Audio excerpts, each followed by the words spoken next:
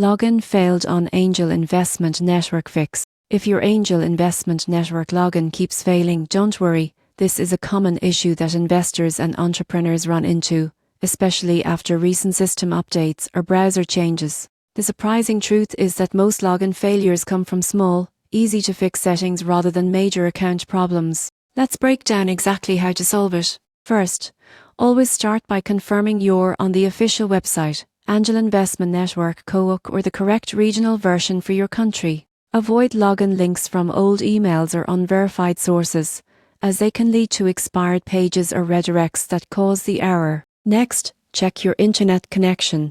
The Angel Investment Network uses encrypted authentication, so unstable Wi-Fi, mobile data, or VPN interference can cause your login to fail. Turn off your VPN, refresh your connection, and try again on a private network. If that doesn't fix it, clear your browser cache and cookies. This is one of the most effective troubleshooting steps. Old data from previous sessions can confuse the system, leading to failed logins. Go to your browser settings, select Clear Browsing Data, and delete cookies and cache.